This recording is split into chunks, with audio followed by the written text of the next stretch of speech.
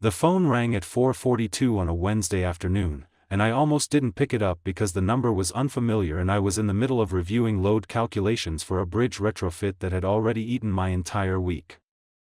I picked it up anyway, mostly out of habit.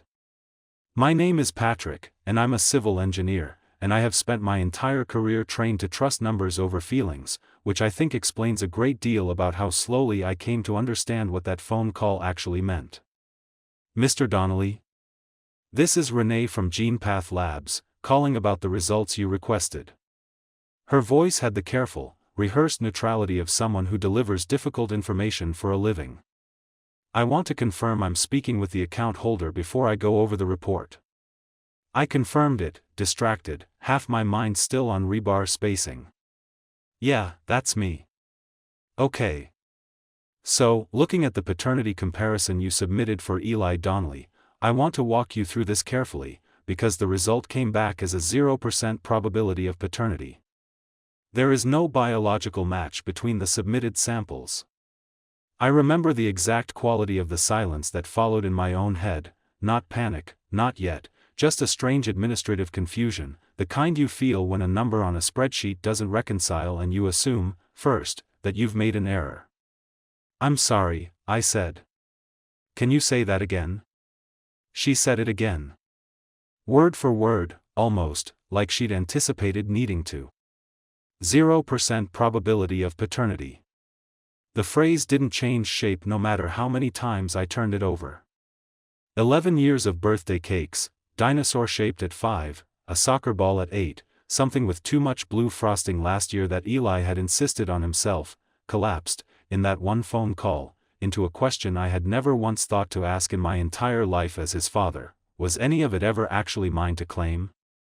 I want to back up, because you should understand how I'd arrived at making that call in the first place, since I wasn't a suspicious man by nature, not before that spring.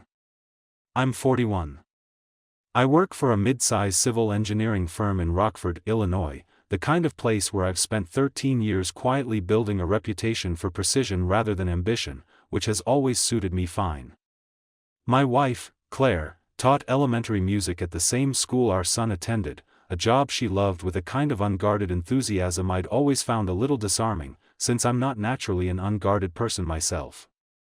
We'd been married 13 years. We had one son, Eli, 11 years old, who'd inherited his mother's curly dark hair and, supposedly, my own stubborn chin, though even as I write that now I realize I'd never actually examined that resemblance with anything more rigorous than a father's casual, biased eye. The DNA test hadn't come from suspicion of Claire, exactly, not at first. It had come from a pediatric specialist visit 2 months earlier, after Eli developed a sudden, severe reaction to shellfish at a birthday party that sent us to the ER with an EpiPen and a very frightened 10 minutes in a hospital hallway.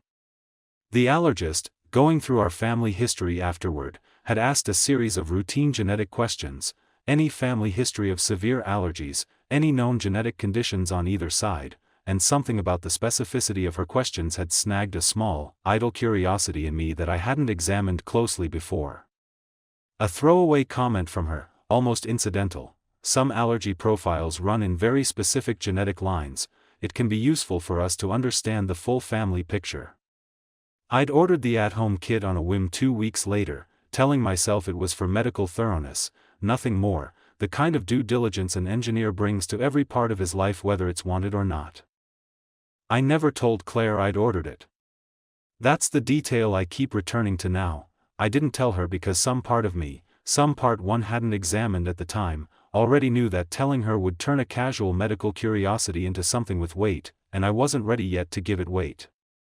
I swabbed Eli's cheek myself on a Saturday morning while he watched cartoons, telling him it was, for a school science thing, and I swabbed my own, and I mailed both samples off in the same padded envelope, and then I mostly forgot about it for 6 weeks, the way you forget about most ordinary administrative tasks, right up until a stranger named Renee called me on a Wednesday afternoon and told me, in the gentlest professional voice I'd ever heard deliver devastating news, that I was not biologically Eli's father.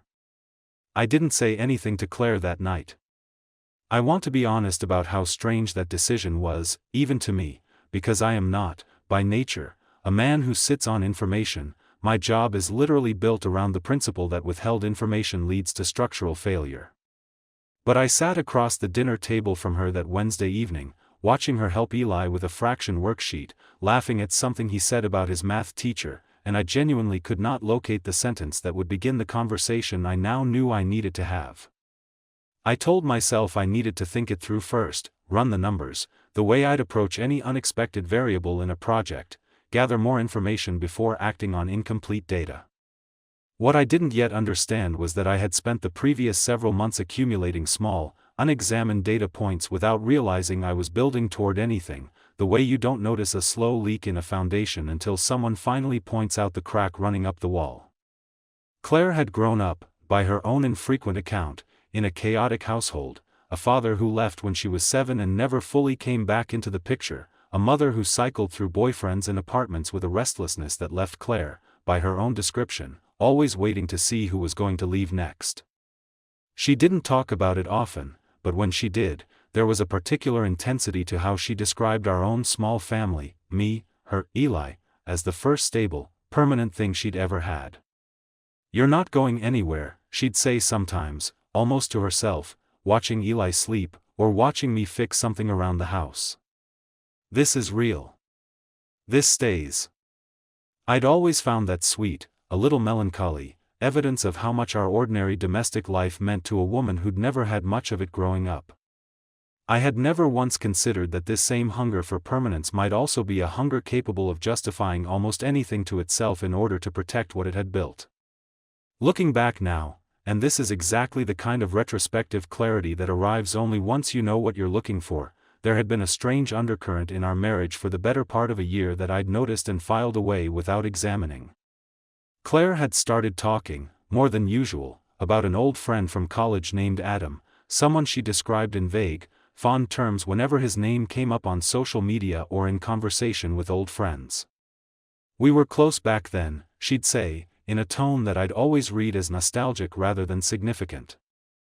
I'd met Adam exactly once, years earlier, at a college reunion event Claire had dragged me to, a tall, soft-spoken man who'd struck me as unremarkable, perfectly pleasant, gone from my memory almost as quickly as he'd entered it. What I hadn't known, what I would only learn months later, and what changed the entire shape of everything I thought I understood, was that Adam had briefly resurfaced in Claire's life almost 12 years earlier, the same year Eli was conceived, during a period I'd always remembered simply as the year work got crazy and we barely saw each other. I had been traveling constantly that year for a major infrastructure project 2 states away, gone for stretches of 10 and 12 days at a time, and Claire had been alone in our apartment, lonely in a way I'd registered only abstractly at the time, the way you register weather in a city you don't live in. I didn't know any of this yet, sitting at the dinner table that Wednesday in spring, watching Claire help our son with fractions. What I had, instead, was a single devastating fact and absolutely no context for it, and the gap between those two things was where I spent the next several weeks living, silent, increasingly strange, watching my wife and son with an attention that I disguised, badly, as ordinary fatherly affection. I started noticing things I'd never thought to notice before. The shape of Eli's hands, long-fingered, nothing like my own blunt, practical hands. A particular way he laughed, head tipped back, that I'd always attributed to Claire's side of the family without ever stopping to wonder whether it might belong to someone else's side entirely. I caught myself, twice that week, studying old photographs on the living room shelf, searching Eli's face for some trace of my own features that I'd simply assumed was there for 11 years without ever needing the proof of it. Claire noticed something was off. She always noticed. It was one of the things I'd loved about her, her particular sensitivity to mood shifts in the people she loved. "You've been quiet," she said one night, climbing into bed beside me. "Work stuff?" "Yeah," I said. "Big project deadline." It wasn't a lie, exactly, just an evasion dressed up as one, and I felt the wrongness of it settle into my chest the moment I said it, the first deliberate untruth I think I'd told her in 13 years of marriage. By the 3rd week after the phone call, I'd made a decision that surprised even me. I needed to understand the when before I confronted Claire with the what, because some methodical part of me, the part that had built a career on never presenting a finding without first understanding its full context, refused to walk into that conversation with only half a picture. I started, carefully, looking backward. I pulled out an old box of photographs and calendars from the garage, the physical kind, the sort of thing we'd stopped keeping once smartphones absorbed all our record keeping, and I found, in a desk calendar from 12 years earlier, the specific stretch of travel that had taken me away for the majority of that spring, a bridge inspection contract in Ohio that had kept me gone, with only 2 short weekend visits home, for nearly 11 weeks straight. Eli had been born the following January, full term, which put his conception squarely within that stretch of my absence. I sat with that calendar for a long time, feeling something in my chest that wasn't quite anger yet, more like the slow dawning vertigo of watching a structure you'd trusted reveal a flaw in its load-bearing assumptions. I started, quietly and without telling Claire, going through old social media archives, not hers, since I didn't have her passwords and wasn't willing to cross that particular line, but public posts, old tagged photographs, the kind of digital sediment that accumulates over a decade without anyone curating it. I found, eventually, a single photograph from a mutual friend's account, dated to that same spring, showing Claire at a backyard gathering, and standing beside her in the photo, unmistakably, was Adam, the soft-spoken man from the college reunion, the one she still occasionally mentioned in passing, fondly, as an old friend from a simpler time. I stared at that photograph for a long time. It proved nothing on its own. Old friends attend the same gatherings, that's not evidence of anything beyond ordinary social overlap, but combined with the timeline, combined with the 0% probability sitting in my email inbox, it created a shape I could no longer pretend not to see, even without a single direct confirmation from Claire herself. I noticed, too, small behavioral things I'd missed before, or rather, things I'd seen and never connected. Claire's particular reaction whenever Adam's name surfaced in casual conversation with old friends, a quickness to change the subject that I'd always attributed to simple disinterest rather than what I now suspected was something closer to avoidance.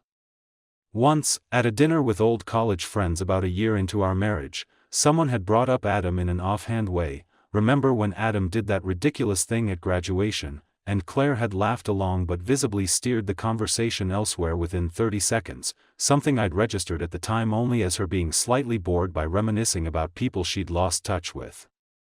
I found myself, during this period, behaving in ways that frightened me a little, staying up late after Claire and Eli were asleep, going through old emails, old photographs, building a case the way I'd build a structural report, methodical, evidence-based, terrified of what I might find and unable to stop looking for it anyway.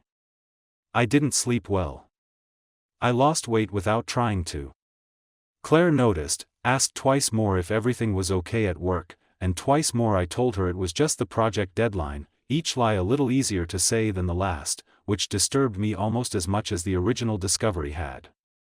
The breaking point, the moment I finally understood I couldn't keep gathering information forever and needed to actually have the conversation, came on an ordinary Tuesday evening when Eli, working on a school assignment about heredity, ironic timing that felt almost cruel in retrospect, asked me, completely innocently, "Dad, do I have your eyes or Mom's?" I looked at my son's face for a long moment, searching it the way I'd been secretly searching it for weeks, and I genuinely could not answer the question, not because the answer wasn't visually apparent in some sense, but because I no longer trusted my own ability to see what I was looking at. I told him, "Mom's, I think, Bud," and went to the kitchen and stood very still at the sink for several minutes, gripping the edge of the counter, before I could compose myself enough to go back and help him finish his homework. I want to be honest that what I gathered over the following 2 weeks wasn't really proof in the sense of conclusive evidence. The DNA test itself was the only conclusive thing I had. What I gathered, instead, was context, the surrounding architecture of a truth I already possessed but didn't yet understand, and I gathered it the way I'd approach any engineering problem, by ruling out alternative explanations one at a time until only one remained standing. I drove to Ohio one Saturday, telling Claire I had to check on an old project site, which was, technically, true, even if it wasn't the actual reason for the trip, and visited the small apartment complex where I'd stayed during that long stretch of fieldwork 12 years earlier, not because I expected to find anything there, but because some part of me needed to physically stand in the place I'd been absent from, to feel the distance in my own body rather than just understand it as a fact on a calendar. I don't know what I expected that to accomplish. I think I just needed somewhere to put the grief that didn't yet have a destination. I reached out, carefully, to the mutual friend whose old photograph I'd found, a woman named Janelle who Claire and I had both known since college, who I trusted enough to ask a careful, deniable question without revealing the full weight behind it. Hey, random question, did Adam end up back in town for a while around the time Eli was born? I feel like I remember Claire mentioning him from back then. Janelle's response came back almost too readily, the kind of answer that confirms a suspicion is already common knowledge among people who simply never thought to mention it to you. Oh yeah, he was back for like 4 or 5 months that year, his dad was sick. He and Claire hung out a bit, I think, since you were traveling so much. Why, is everything okay? I told her everything was fine. I sat with that confirmation for the rest of that day feeling something settle in me, not relief, nothing close to relief, but a kind of grim solidity, the feeling of a hypothesis finally confirmed by independent data.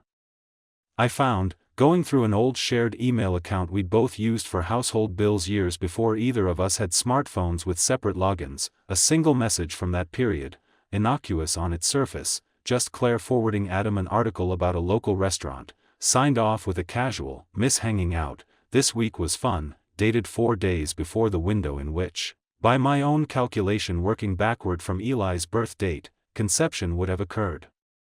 It wasn't proof of anything explicit. It was, simply, one more brick in a wall I could no longer pretend wasn't there.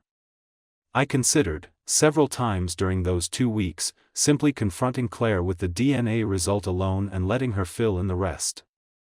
I didn't, partly out of the same methodical caution that had governed my whole approach, and partly, I think now, out of a kind of cowardice dressed up as thoroughness. Some part of me wanted to delay the actual conversation for as long as I could justify delaying it, because once it happened, there was no scenario I could construct in which Eli remained, in any simple sense, my son the way I'd understood that word for 11 years.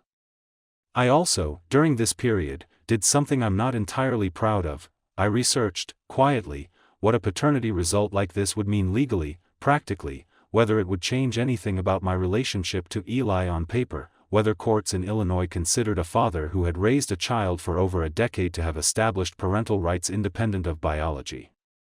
I found enough reassurance in what I read to steady myself slightly, enough to understand that whatever happened between Claire and me, the 11 years of birthday cakes and bedtime stories and soccer practices weren't simply erased by a lab report, even if they suddenly meant something different than they had a month earlier. By the start of the 4th week, I had what I needed, not a confession, but enough context to walk into a conversation without simply drowning in the bare, contextless fact of the lab result. I decided to confront Claire on a Friday evening, after Eli had gone to a sleepover at a friend's house, giving us the entire weekend, if we needed it, to have whatever conversation was coming. Claire came into the kitchen Friday evening expecting an ordinary night, takeout, maybe a movie, the small unremarkable rhythm of a weekend without Eli in the house. She found me instead sitting at the table with a folder in front of me, the lab report on top, and I watched her face change the instant she saw what I was holding. "What is that?" she said, not really a question. "It's a paternity test," I said. "For Eli. I ordered it after the allergy scare in February. I got the results 6 weeks ago." I kept my voice level, methodical, the way I'd present a finding in a project review. It came back 0%. I'm not his biological father. Claire sat down slowly across from me, and her face did something I hadn't anticipated, not the immediate collapse I'd half expected, not denial either, but a kind of stillness, almost a strange relief, as though some weight she'd been carrying for over a decade had finally, terribly, been set down where someone else could see it. I want to be honest that what happened next surprised both of us, I think, in different ways. Instead of confronting her with what I'd learned, Adam, the timeline, Janelle's confirmation, the email, I found myself, instead, doing something I'm still not fully proud of. I started trying to explain it away, out loud, in real time, as though some part of me, faced with the actual moment of reckoning, simply refused to accept what I already knew with near certainty. Labs make mistakes, I said. Maybe the sample got contaminated. Maybe Eli's swab got mixed up with someone else's at the facility. I read that happens, it's rare but it happens, maybe we should just do another test before we. Patrick. Claire's voice was quiet, but it cut through what I was saying with a kind of finality I hadn't expected from her in that moment. Or maybe there's some genetic anomaly, some kind of. Patrick, stop. She said it gently, but it landed like a hand on my arm, physically halting me. The test isn't wrong. I sat there with my half-built explanations collapsing in real time, the engineer in me still scrambling for an alternate load-bearing theory even as the actual ground gave way beneath it. Then explain it to me, I said. Just, tell me what happened. I already know about Adam. I know he was back in town that spring. I talked to Janelle. Something shifted in Claire's face at that, not panic, exactly, more like a recalculation, the understanding that whatever version of this conversation she'd been bracing for had just changed shape. She was quiet for a long moment. It's not what you think, she said finally, and I felt my chest tighten at the phrase, the universal opening line of every minimization I'd ever heard. Adam and I, yes, there was something, briefly, that spring.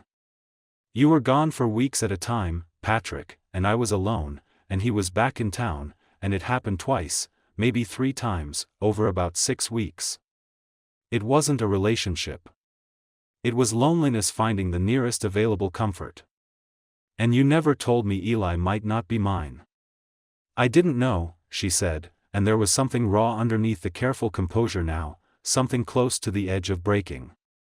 I told myself the dates didn't line up clearly enough to know for certain, and once Eli was born and he looked like he could be yours, Patrick, the timing was close enough that I convinced myself it didn't matter, that the odds favored you, and I built an entire 11 years on top of that math because the alternative was unthinkable to me.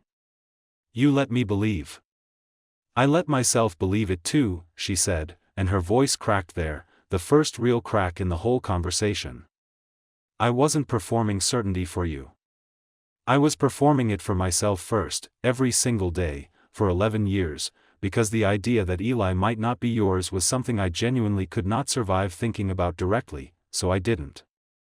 I sat with that for a long moment, feeling something in my chest that wasn't quite anger and wasn't quite grief, something closer to a man standing in a building he suddenly realizes was never built on the foundation he'd assumed, recalculating every single thing he'd believed about its structural integrity. Why didn't you ever just take a test, years ago, and settle it? Because I was terrified of exactly this conversation, she said. Because some part of me has been quietly terrified for 11 years that you would find out and that finding out would mean losing both of you, Eli and you, and after everything in my life that's ever fallen apart, the idea of losing the one stable thing I'd actually built felt like something I would do almost anything to avoid knowing for certain. I started to say something else, some half-formed thought about trust, about the 11 years, about what came next, and Claire raised a hand, stopping me, the same gesture she'd later use, more deliberately, to slow the conversation down enough to say what came next. There's something else, she said, and I need you to actually hear this before you decide anything else about tonight.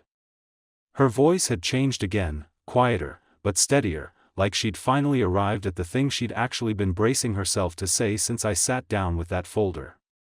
This isn't only about Adam, and it isn't only about 11 years ago. Adam reached back out 4 months ago. Before the allergy scare, before any of this.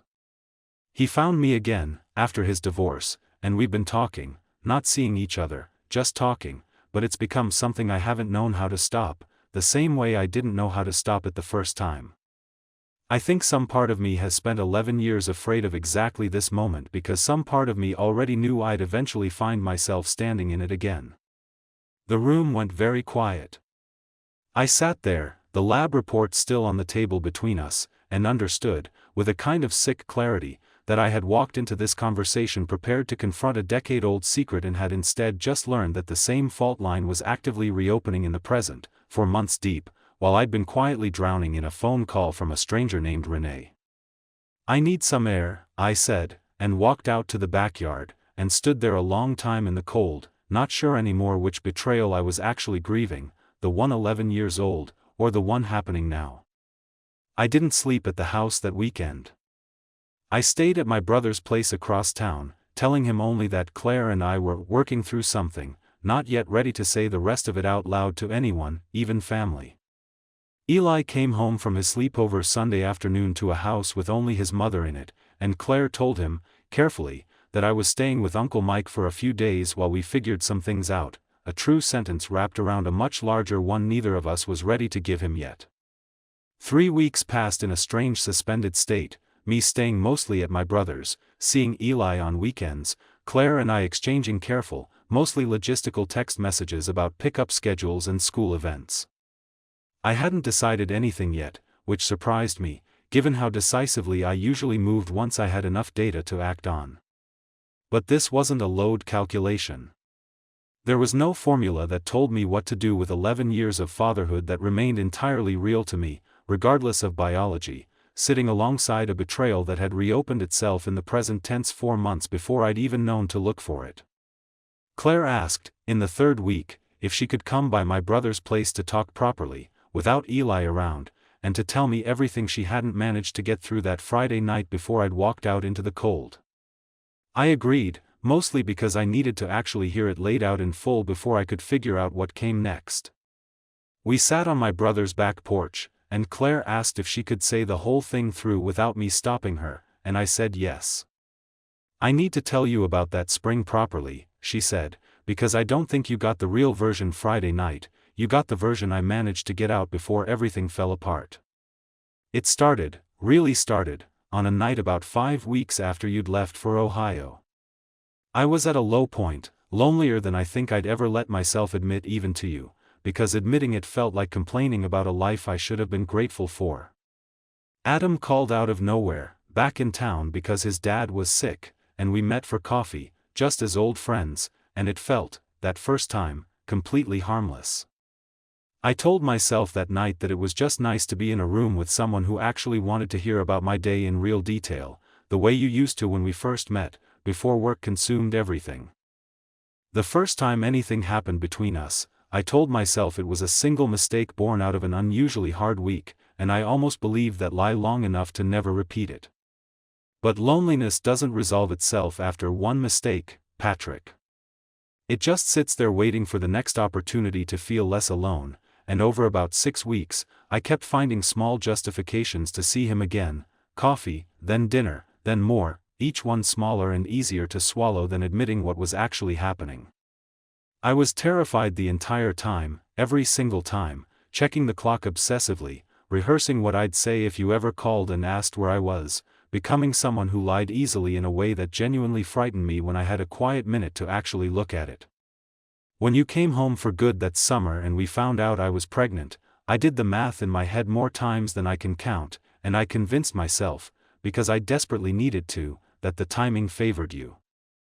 I think some part of me has always known there was real uncertainty in that math, and I buried that part so completely, for so many years, that by the time Eli was born and looked, in my eyes, enough like you, I'd basically rewritten my own memory of how uncertain I'd actually been.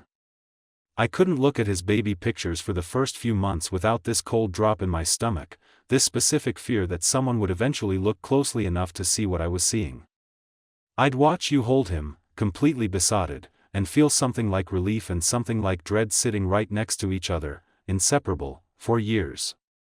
There were moments, Eli's first birthday, his first day of kindergarten, the night he broke his arm and you sat in the ER with him for 6 hours without once leaving his side, where I almost told you, where the guilt of watching you love him so completely without the full picture became nearly unbearable.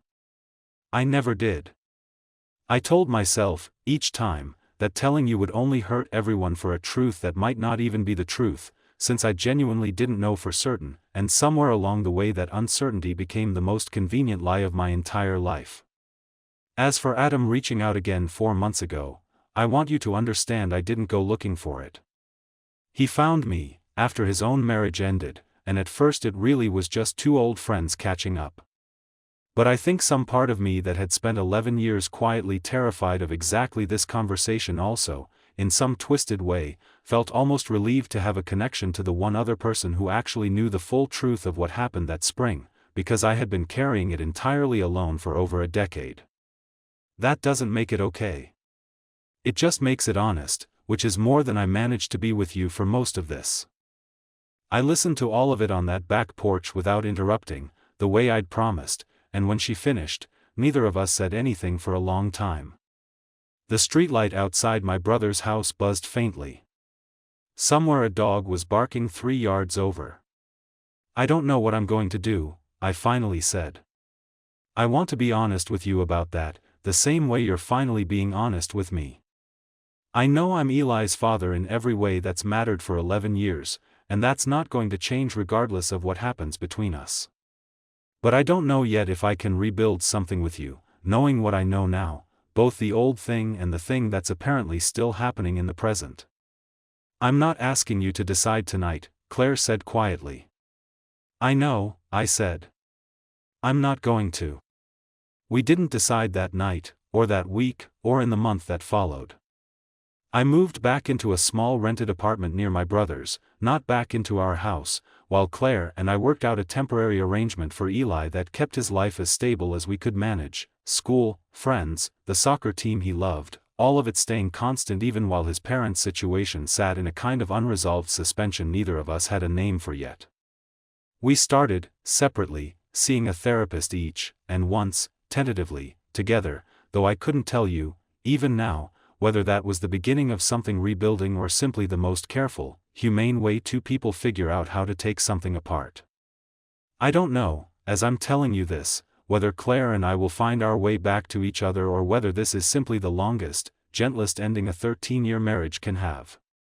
I know that Eli still calls me dad without hesitation, still wants me at every soccer game, still has no idea any of this happened, and some quiet, stubborn part of me has decided that whatever else gets resolved or doesn't, that fact isn't up for negotiation. I'm still his father. The lab report changed what that word means biologically. It didn't change what it means to either of us. The flaw I keep returning to, in my own thinking, isn't really about Claire's affair or her silence about Eli's paternity. It's about how thoroughly I'd outsourced certainty to assumption for over a decade without ever examining the gap between the two. I never once, in 11 years, had a single conscious doubt about Eli's biological origin, not because the evidence pointed clearly in one direction, but because I'd simply never been given a reason to look, and a man trained to distrust unverified assumptions in every other part of his life apparently never thought to apply that same rigor to his own family. That's not a failure of intelligence. It's a failure of where I chose to point my attention, which is its own kind of blind spot. The real turning point in this story wasn't the phone call from Renee, or even the discovery of Adam's resurfaced presence. It was the moment, 12 years earlier, when Claire decided that uncertainty was more survivable than confirmation, and built an entire decade of family life on top of a math problem she'd deliberately never finished solving. That decision wasn't malicious in the way infidelity itself often gets framed, it was protective, born out of a childhood that taught her stability was rare and worth almost any compromise to preserve. But protection built on an unexamined gap eventually becomes its own kind of structural weakness, the kind that doesn't show itself until something, an allergy test, a stray curiosity, a phone call on an ordinary Wednesday, finally puts pressure on exactly the wrong point. What I've come to understand, sitting with all of this, is that the actual lesson isn't about paternity tests or biological certainty at all.